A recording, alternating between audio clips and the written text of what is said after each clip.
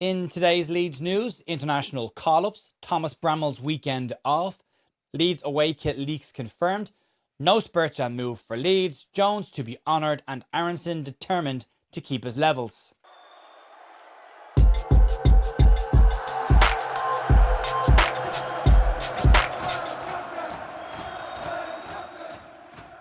Hey folks, welcome to the Leeds View for Thursday the 19th of March with your Leeds United news. Jay here, hope you're all having a really good week so far. We're about to start getting ready for the game on Saturday night against Brentford, a massive game and a massive weekend looking at the other teams that are down there around us and who they're playing this weekend. Someone is dropping points in Spurs and Nottingham Forest that gives Leeds an opportunity when they will have to hopefully go and seize this weekend. We will have a podcast out later on tonight. Benjamin Bloom is joining me later on to record it, to have a little chat about what the situation is in the Championship should Leeds accidentally fall into it, and what promoted sides could potentially look like coming into the Premier League next season should Leeds stay in it. So looking forward to having Ben on the programme and having just got some positive feedback on that yesterday. But there's a bit of stuff to get stuck into today, and we'll start off with the international call-ups. Everybody's favourite international break. Nothing bad ever happens in this when it comes to Leeds, but we've started to get plenty of Leeds United players getting their call-ups from their national sides, and more are expected to come in the next couple of days. I was hoping to see if the England squad had been announced before we recorded this, but at the time of recording, it hasn't yet been announced, so I don't know what the situation is on Dominic Calvert-Lewin, James Justin and Jayden Bogle, who are all rumoured to be at least in contention for that squad. But Joel Piroe has received his first international call-up for Suriname, and he's been called up for their World Cup playoffs, and he will play alongside former Leeds United striker J. Roy Grott. Brendan Aaronson has been called up for the US MNT squad for their games this month. And Joe Rodon, Dan James, Carl Darlow and Ethan Ampadu have all been called up for the Welsh national side. And Charlie Crew will play for the under-21 side. We're still expecting the likes of Gabriel Gudmundsson, Jake Bial, Ilya Groove to all get call-ups this month as well. And we'll wait and see what the situation is on Calvert-Lewin, Jayden Bogle and even Noah Okafor for the Swiss national side as well. But as I say, at the time of recording, those squads have yet to be announced. We'll get you the detail on that when they are. Let's move on. The next thing to talk about is about as close to a punishment as you're probably going to get from the PGMOL without them actually taking accountability. But Thomas Brammel has been given the weekend off. The referee at the centre of Gabriel Gudmundsson's unusual red card last weekend has not been assigned a fixture for this weekend and will be without a game. And it's interesting considering the rush of referees that came out after the weekend's game to try and defend him, the likes of Dermot Gallagher, the likes of Mark Clattenburg, and the PGMOL drop him from fixtures for this weekend. But he won't get a chance to ruin anyone's weekend this weekend. But it is, it's a weekend off, which says clearly he did something wrong last week, or they believe there's something wrong, but they won't come out and say it publicly. But yeah, it's a shame that they won't actually assign any level of accountability to this properly. But Leeds will be given Jared Gillett for the game on Saturday night against Brentford. Fingers crossed. It all goes very, very well for us. Let's move on. An update on some very popular kit news floating around yesterday. And the kit that was leaked by Footy Headlines back in December has all but been confirmed as Leeds United's second strip for next season. The yellow shirt that was leaked by Footy Headlines in December has been seen on Dominic Calvert-Lewin. I'm not going to share those images, but they are floating around for people who want to go and find them out. But it does confirm that this little beauty is Leeds United's shirt for next season. It sees a return of the white rose badge minus the AFC on it, the Red Bull logo in navy blue, and the trefoil logo along with the Adidas tree stripes on the shoulders, all in navy blue. A V-neck as well, something a little bit different over the last few years, but Leeds won't have any issues at all selling this. It's an absolute beauty of a shirt. So yeah, when that does get formally announced, as I say, pictures of Dominic Calvert-Lewin are floating around on a hillside somewhere doing photographs for that launch. Also, some other images have leaked out of the third strip for next season, which does now look like it will be a grey and black strip with the Red Bull logo in its traditional colours and the Leeds United current badge in white on the kit. You can see them on. They're blurry images, but Footy Headlines have been leaking these out over the last couple of days. So there you go. Something to look forward to. Let me know your thoughts on this kit. I really am curious to see what people think. The general consensus and the general feedback on this is incredibly positive.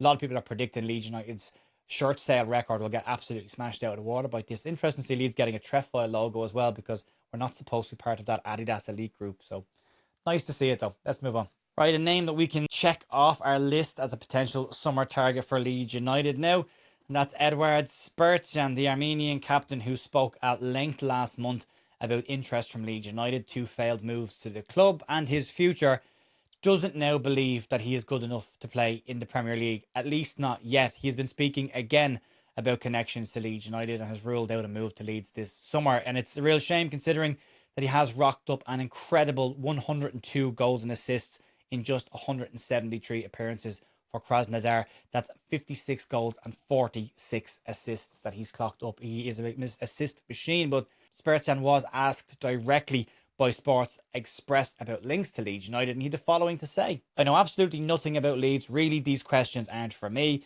If I leave, my preference will probably be for Spain or Italy. England, that's probably another step up. I'm not afraid of it in principle, but it's better to get there via a different league first." Spertsyan is 25 years of age, so if he does want to get to the Premier League, he's not got a huge amount of time ahead of him if he wants to get there during his prime years. And it is an interesting one to talk yourself down of a potential move to the Premier League, especially from a club that has twice tried to sign you and the club believe you're potentially good enough to play in the Premier League. But it is a real shame. He's an unusual lad, is Spertsyan. I'd love him. I've said this repeatedly. I'd love him at the club. I've watched a fair bit of him. I've seen him against Ireland as well for Armenia. He's a really technically good player. You never know, but looks like this one's not going to happen. We'll move on though. Leeds United legend Mick Jones will become the first ever former player to be awarded the Club Heritage Cap during Saturday's game against Brentford. Jones is being honoured with a Lifetime Achievement Award at halftime during the game and will become Leeds United's first recipient of a Heritage Cap. Earlier this year, Leeds set up the Marching On Forever Association, put together by former players, that will start to issue legacy caps to Leeds United greats over the decades, and it will start this weekend with Mick Jones. Leeds fans are encouraged to stay in their seats at halftime during the Brentford game, as Mick Jones and his family will take to the field to receive the honour. Jones won 2 league titles for Leeds in 1969 and in 1974. He won the FA Cup in 1972 and the Intercities Fairs Cup in 1971. He scored 111 goals in 312 games between 1967 1975. I think this is a fantastic initiative by Leeds United. It's great to see club legends being properly honoured. It's great to see them being honoured while they're still with us as well.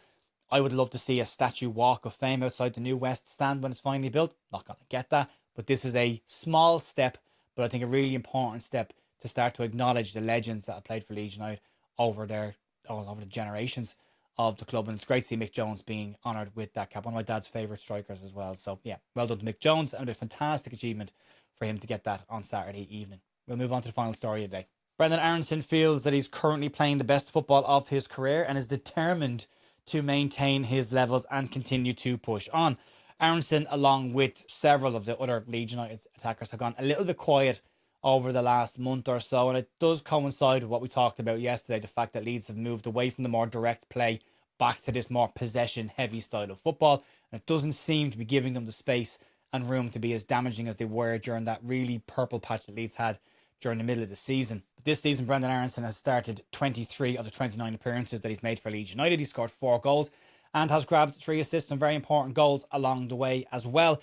Aaronson believes that he's been given more freedom this season to play behind the likes of DCL and Lucas Mecha and not have to focus as much on the defensive work in Leeds United's older formation. And speaking with the Leeds United official podcast, Aaronson said the following: "I'm feeling good at the moment, I'm feeling confident, and I think that's a big thing for footballers nowadays, confidence. And for me, when I'm able to play free, play like myself, it's big. I think the formation is big for me because I feel like I kind of have a freer role in a sense of being able to roam behind Dom and get on the half turn and not have to defend as much as I was in the 4. And yes, my mental space at the moment, I work with people, of course, and I feel really good mentally. I feel like I'm playing some of the best football of my career, and my goal is to not let that level drop." He went into detail during his interview with the official Leeds United podcast about the trickier spell he had during his exit from the club when he came back to Leeds, social media issues, and much more open and deeper conversation with Brendan Aaronson. But he has been in really, really strong form for Leeds this season. It would be nice to see himself, Calvert-Lewin, maybe start to get back onto that form they showed in the middle of the season for the next 8 games, and a very important spell for Leeds United as we get to running. But yeah, he's been really good. He's got a USMNT call-up as well to look forward to. And during that spell, he was incredibly important for Leeds United. But I think we've said this yesterday as well.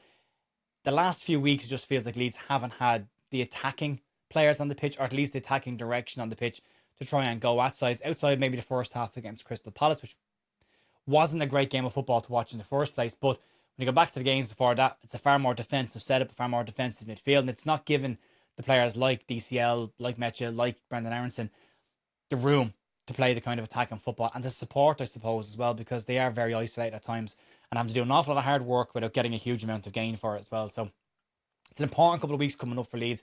These players are going to be really important. We need to hope that every single one of these that goes away on international duty come back in good form and good fitness and in good confidence, because this has been a tricky international break for Leeds historically as well. And then we've got an FA Cup game at least straight afterwards. So Leeds don't tend to win their game after an international break, but at least it's an FA Cup match and not a league game to get that out of our system if it does happen.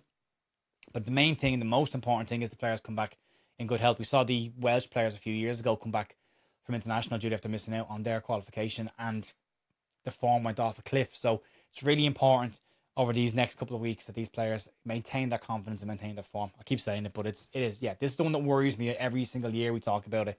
The March international break. It's such an important part of everyone's season. Teams that are getting in fights for relegation, teams that are going for promotion, teams that are fighting for league titles, to have an international break in the middle. And I know this year it's a World Cup year, so there's playoffs. We can't do anything about that. But yeah, look, just fingers crossed, Rob. Let's get past Brentford Saturday night first, and then we'll see where we are going into the international break. But plenty of stuff coming out over the next couple of weeks as well, folks. We're going to get some different type of content out during the international break, so make sure you don't go anywhere.